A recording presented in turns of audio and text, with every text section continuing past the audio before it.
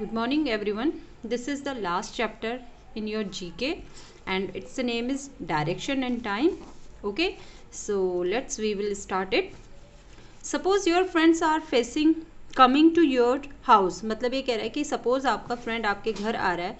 Can you give them the correct direction so that they reach without any trouble? तो क्या तुम अपने दोस्तों को करेक्ट डायरेक्शन बता सकते हो कि आपका घर कौन सी डायरेक्शन में है ताकि वो सही से पहुंच सके, उनको कोई प्रॉब्लम ना हो पहुंचने में. At what time would you want them to come? और किस समय आप उनको अपने यहाँ पे बुलाना चाहते हो या किस समय आप उन्हें अपने यहाँ पे देखना चाहते हो. ठीक है. Now the heading is given here direction. उसके बाद है आपकी heading direction. To explain someone the route of your house you needed to know the basic direction words. अभी कह रहा है कि जब आपको किसी को अपने घर का रास्ता बताना है, अपने घर की साइड बतानी है, तो आपको डायरेक्शन का बेसिक नॉलेज होना चाहिए. मतलब कि डायरेक्शन कौन सी होती हैं, कौन कौन सी डायरेक्शन है, कितनी डायरेक्शन, उनके नाम क्या होते हैं. This is the basic knowledge of direction. Basic direction words like right, left, in front, of and behind. मतलब कि आपके जो बेसिक वर्ड है, जैसे मैंने बताया था कि कौन सी डायरेक्शन है, कितनी डायरेक्शन है, डायरेक्शन का नाम क्या है, राइट में है, लेफ्ट में है, फ्रंट में है, बैक में है, या मीन्स बिहाइंड में है, ये सब आपको पता होना चाहिए. Our right hand points to the right. Okay, तो ये कह रहा है कि हमारा जो राइट हैंड है वो राइट डायरेक्शन को इंडिकेट करता है. Mean this is our right hand. ये हमारा राइट हैंड है जिससे हम लिखते हैं. और this is our left hand. ये हमारा लेफ्ट हैंड है जिसमें आपका एल बनता है, दैट इज़ लेफ्ट. ये देखिए आपका एल बन रहा है, this is left. And right, जहाँ आपका एल नहीं बनता, एल कभी भी ऐसे नहीं होता है, तो इट मीन्स ये राइट साइड राइट हैंड है एंड ये लेफ्ट हैंड है. Clear. Our right hand point two the right. हमारा राइट हैंड राइट साइड को पॉइंट करता है, बताता है, और लेफ्ट हैंड हमारा पॉइंट करता है लेफ्ट साइड को. These words tell us no directions. और इन्हीं वर्ड्सों से हमें डायरेक्शन के बारे में जानकारी मिलती. ये वर्ड्स जो होते हैं हमें डायरेक्शन के बारे में बताते हैं. Clear. Now in next page, the sun is also use to find direction. इसके अलावा सन का यूज़ भी हम करते हैं डायरेक्शन को फाइंड करने के लिए. The sun always rises in the east and sets in the west. जो सन है वो हमेशा पूरब यानी कि ईस्ट से निकलता है and sunset in the west, और वेस्ट यानी पश्चिम में जाके छुपता है. ऑलवेज जो सनराइज होता है, सूरज जहाँ से निकलता है, वो साइड आपकी होती है ईस्ट यानी पूरब, एंड जिस समय छिपता है जिस साइड को, वो होती है आपकी वेस्ट यानी पश्चिम. Clear.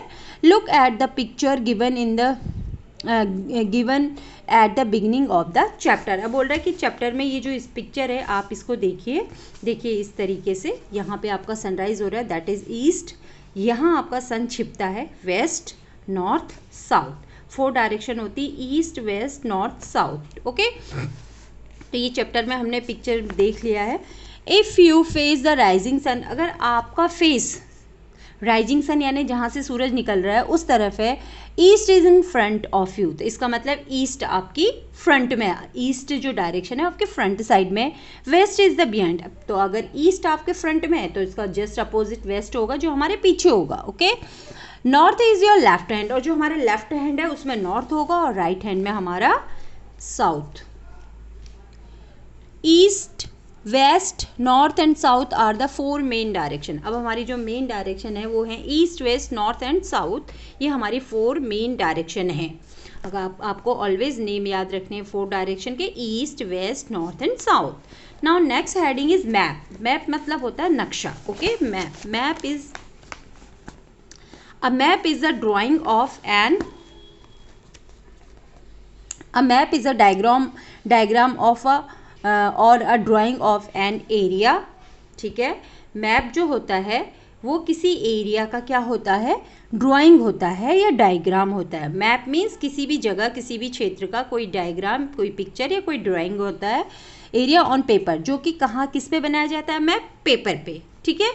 In other words a map is a diagrammatic representation of an area. इसके अलावा जो हम मैप की एक डेफिनेशन दे सकते हैं वो ये है कि जो मैप है वो एक डायग्रामेटिक रिप्रेजेंटेशन है किसी एरिया का. ठीक है.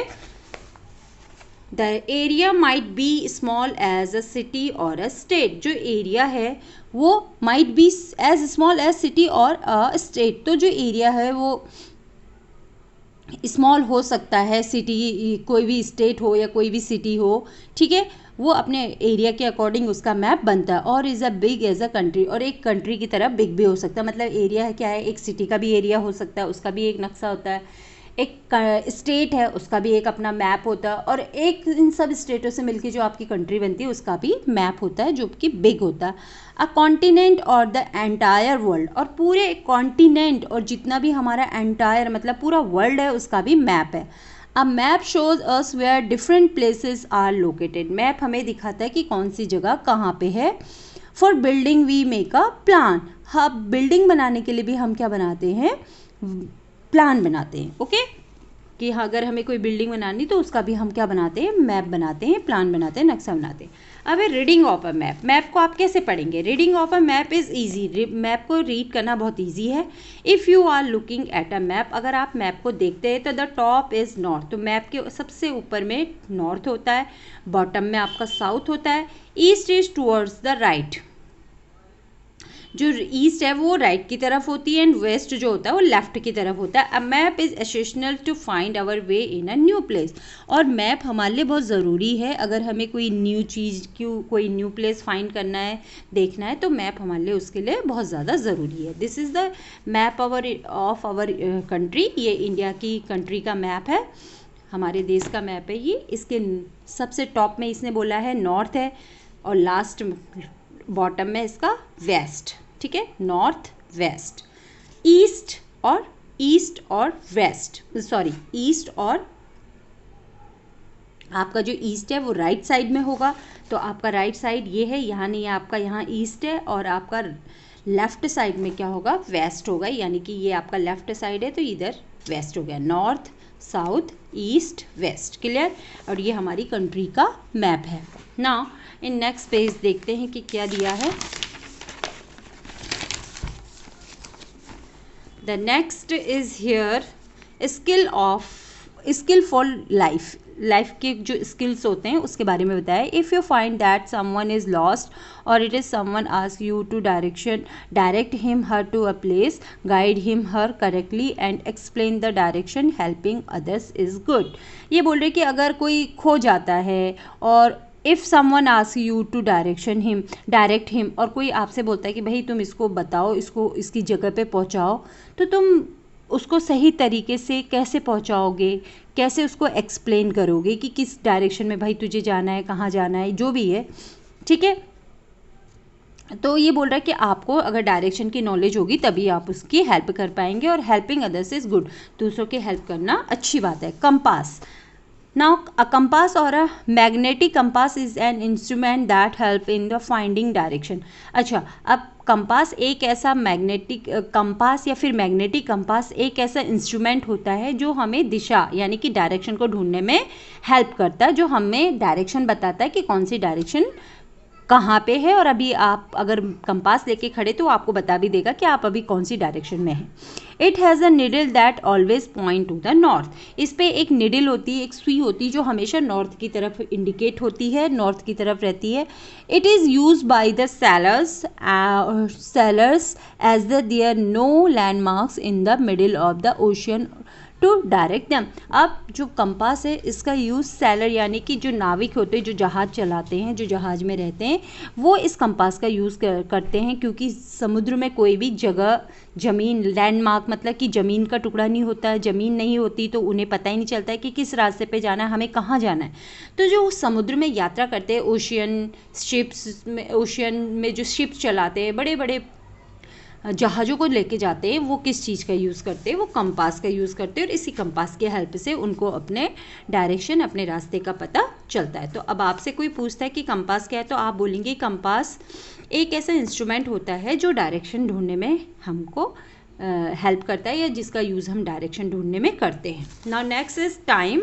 The duration of an event is called time. किसी इवेंट, किसी भी चीज़ का जो ड्यूरेशन है उसके बीच की जो समय अवधि है उसको टाइम कहते हैं।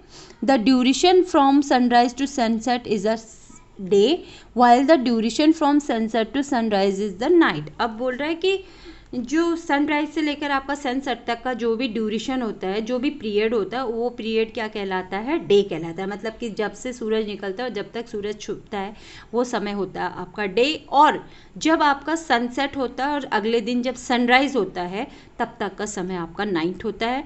Time can be measured by a clock और अ वॉच, और टाइम को हम किसी क्लॉक या वॉच से मेजर करते हैं। Earlier when there were no clocks और the no watches people used to approx मतलब कि जब पहले समय में लोगों के पास घड़ी वॉचेस नहीं थे तो लोग कैसे टाइम ढूंढते थे? उनको कैसे पता चलता था कि अभी क्या टाइम हो रखा है? ठीक है, people used to approximate the time by looking at the position of the sun and length of the shadow। जो लोग थे वो मतलब कैसे टाइम को ढूंढते थे? ठीक है, तो वो एक गणना करते थे, अप्रॉक्स मतलब निकालते थे कि इतना अभी टाइम हो रहा होगा बाई किसको देख के?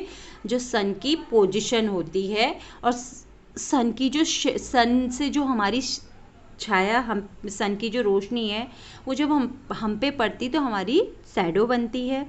तो लोग, पहले के टाइम के लोग टाइम को कैसे देखते थे? जब उनके पास घड़ी और वॉचेस नहीं होते थे तो वो क्या करते थे? सन की पोजीशन देख के, और सन में जब हमारी शेडो जैसी बन रही उसके अकॉर्डिंग वो टाइम का अनुमान लगा लेते थे। When the sun rises the birds begin to chip and the rooster cross cock a doodle doodle. ये कह रहा है कि जब सनराइज़ होता है तो जो बर्ड्स होती है वो चहचहाना शुरू कर देती हैं, और जो कॉक मतलब मुर्गा होता है वो क्या करता है? वो सभी को बांग दे के उठाता है, वो डूडल डूडल करके करता है। It means it is the time to get up. इसका मतलब कि मुर्गे की बांग से ये पता चलता है कि मुर्गा हम सबको उठाता है और कहता है कि ये अब उठने का टाइम हो गया। इट इज़ द मॉर्निंग, ये मॉर्निंग है। It is a time to get ready and go to school or work. ये ऐसा टाइम है सुबह का जब आप स्कूल के लिए रेडी होते हैं या फिर आप अपने वर्क के लिए रेडी होते हैं या वर्क करने के लिए जाते हैं। The length of the shadow is long in the morning. और जो हमारी लेंथ होती है शेडो की, शेडो मीन्स छाया, जो हमारी छाया होती है, ये दिस इज शेडो। ओके, तो जो शेडो होती है वो कभी भी लॉन्ग कब होती है? आपका इवनिंग एंड मॉर्निंग टाइम। इसमें सिर्फ मॉर्निंग दे रखा है, बट इवनिंग के समय भी आपकी शेडो क्या होती है? लॉन्ग होती है। एट नून, दोपहर के समय, the sun is directly over our heads. अब दोपहर यानी कि नून, जब बिल्कुल दोपहर होती है 12 बजे के करीब, तो जो सूरज होता है वो बिल्कुल हमारे सर के ऊपर होता है। The time after Noon is called afternoon. इस समय के नून के बाद का जो टाइम होता है वो आफ्टरनून कहलाता है। मतलब 12 बजे का जो टाइम होता है, करेक्ट 12 बजे आपका नून होता है, और उसके बाद का जो टाइम होता है वो afternoon. The shadow is the shortest at noon and slowly start to increase as the day proceeds. अब क्या हो रहा है? ये कह रहा है कि जो हमारी शेडो है वो नून यानी दोपहर के समय बहुत छोटी हो जाती। क्यों हो जाती? क्योंकि उस समय सूरज बिल्कुल हमारे सर के ऊपर रहता है। And slowly start to increase, और फिर जैसे जैसे दिन ढलता रहता है, दोपहर से फिर थोड़ा शाम होने को होती है, तो हमारी जो छाया होती है वो भी इंक्रीज़ होती है। मतलब दोपहर में छोटी हो जाएगी और जैसे जैसे शाम होगी हमारी छाया क्या होगी? इंक्रीज़ होगी, थोड़ा थोड़ा लंबी होती जाएगी। और फिर जब शाम हो जाएगी तो हमारी जो शेडो होगी, जब तक सनराइज़ रहेगा, सन रहेगा, तब तक हमारी शेडो लंबी रहेगी। और सुबह मॉर्निंग में भी जब सनराइज़ होगा तब भी हमारी शेडो लंबी होती है, लॉन्गेस्ट होती है। एंड जब सन सेट होता है तब भी हमारी शेडो लॉन्ग होती है। ओनली हमारी शेडो शॉर्टेस्ट होती है आफ्टरनून में, नून के समय, मतलब दोपहर के समय हमारी शेडो छोटी होती। क्यों होती है? बिकॉज सूरज उस समय बिल्कुल हमारे सर के ऊपर रहता है। ठीक है, noon is followed by the evening. अब नून के बाद क्या आता है? इवनिंग आती, शाम आती। At this time the sun begins to set. अब इस समय सूरज छिपने की तैयारी करता है, सूरज छिपना शुरू हो जाता है। The shadow is long in the evening too. अब जो शेडो है वो इवनिंग के समय भी क्या होती है? लॉन्ग होती है, जो मैं आपको पहले ही बता चुकी हूँ। The sun has now completely disappeared and it has grown dark. अब सूरज पूरी तरीके से डूब चुका है, डिसअपियर्ड मतलब गायब हो चुका है, एंड अब क्या हो गया? अंधेरा होना शुरू हो गया। After some time the moon appears in the sky. जब सूरज छिप जाता है तो उसके कुछ समय बाद आसमान में मून हमें दिखाई देता है। And the star begin to twinkle. उसके अलावा आसमान में तारे भी चमकने लगते हैं। इट इज़ नाइट, ये समय होता है नाइट का। It is a time to have our dinner and go to bed, ये टाइम होता है हमारा रात का डिनर करने का और बिस्तर में सोने का। There is no shadow at this time, अब रात के समय में हमारी कोई भी शेडो नहीं बनती, बिकॉज शेडो बनती है ऑलवेज लाइट में। अगर शेडो बनाना है तो शेडो के लिए लाइट ज़रूरी है, और शेडो हमारी तभी बनती है जब हमारे पास कोई लाइट हो। तो अगर आप नाइट में बाहर हैं, वहाँ पे कोई लाइट नहीं, किसी बल्ब की नहीं, किसी ट्यूबलाइट की नहीं, तो आपकी शेडो नहीं बनेगी। बट अगर आप अंदर आए हैं, कमरे में हैं, लाइट जली है, तो आपकी शेडो बनती है। इट मीन्स इससे ये पता चलता है कि शेडो बनने के लिए लाइट ज़रूरी है। अमेजिंग टाइम, टाइम को कैसे नापते हैं? Every night we go to sleep and every morning a new day begins, हर रात हम सोते हैं और हर मॉर्निंग को एक नया दिन शुरू होता है। सम क्लॉक्स हैव 2 हैंड्स, कुछ घड़ियों पे 2 हैंड्स होते हैं। The longer one is minute hand and while the shorter one is hour hand, जो लंबी हैंड होती है वो आपकी मिनट हैंड होती है, और जो छोटी हैंड होती है आपकी वो आवर हैंड होती है। Some clocks might also have a second hand also, मतलब किन्हीं घड़ियों पे सेकेंड को शो करने वाली हैंड भी होती है। When the minute hand completes 1, जब मिनट हैंड आपका कंप्लीट 1 राउंड कंप्लीट कर लेती तो आपका 1 आवर कंप्लीट हो जाता है। ये कह रहा है कि जब आपका मिनट हैंड 1 राउंड कंप्लीट हो जाती है तो आपका 1 आवर कंप्लीट हो जाता है। ईच डे हैज़ 24 आवर्स, हर दिन में 24 आवर होते हैं। There are 60 minute in 1 hour, 1 घंटे में 60 मिनट होते हैं। And each minute has 60 second, और हर एक मिनट में 60 सेकेंड होते हैं। नाउ फैक्ट ये है कि a sun dial was the first clock of its kind that could tell the time accurately. It uses the position of the sun and the length of the shadow to tell the time. ठीक है, ये एक सन dial है, ये पहली आपकी क्या थी? क्लॉक थी, जिसने हमें एक्यूरेट समय को बताया था। ठीक है, ये सन डायल है, ये एक ऐसी क्लॉक थी जिसने सबसे पहले हमें टाइम के बारे में बताया और बिल्कुल एक्यूरेट टाइम बताया। It is use the position of the sun, इसका यूज़ किस लिए किया जाता है? सन की पोजीशन जानने के लिए कि सन अभी किस पोजीशन में, कौन सी डायरेक्शन में है। Okay, and the length of the shadow to tell the time, और जो हमारी शेडो है वो हमको टाइम के बारे में बताती है। ठीक, and the length of the shadow, और जो भी इसकी शेडो बनती है वो टाइम के बारे में हमें बताती है। द निडल और hand of the sundial is called the gnomon. अब जो ये सनडायल की जो निडल होती है, यानी कि जो हैंड्स होते हैं, उन्हें कहते हैं gnomon. Clear? Now next heading है calendar. A calendar has a week has a 7 days. Calendar होता है आपका, आप सबके घर में कैलेंडर है। कैलेंडर हमें डेज, वीक, मंथ्स, हॉलीडेज सब शो करता है। तो कैलेंडर, अ वीक है 7 डेज, एक वीक में 7 डेज होते हैं। 4 weeks make a month, 4 week से आपका एक मंथ बनता है। At time some months have 5 weeks extra, and August in 2014 had 5 weeks, मतलब कि 4 weeks make a month, 4 week से का आपका एक मंथ बनता है। पर कभी कभी क्या होता है, सम मंथ्स है 5 वीक्स, किसी महीने में 5 वीक भी पड़ जाते हैं। जैसे कि अगस्त इन 2014 में 5 वीक्स थे, मतलब जब 2014 का अगस्त था तो उसमें 5 वीक थे। 12 months make a year, 12 month से आपका एक ईयर बनता है। A calendar is a chart that shows the days, weeks and the month of the particular year. A calendar एक ऐसा चार्ट है जो हमें दिन, वीक्स और मंथ बताता है किसी पर्टिकुलर ईयर के। Look at the picture of the given along side and name the 12 month. अभी बोल रहा है कि ये पिक्चर है, ये जो दी है इसको देखो और इसमें जो 12 मंथ के नेम है उनको बताओ। Find out the number of days in each month, और हर एक मंथ में कितने डेज होते हैं ये भी आपको फाइंड आउट करना है। सो स्टूडेंट, ये आपका चैप्टर कंप्लीट हो गया। इसके साथ अब मैं जो इसके क्वेश्चन आंसर है उसका भी PDF बना के दे रही हूँ। आप इसको सुनिए, समझिए और इसको अच्छे से अपने माइंड में बिठाइए।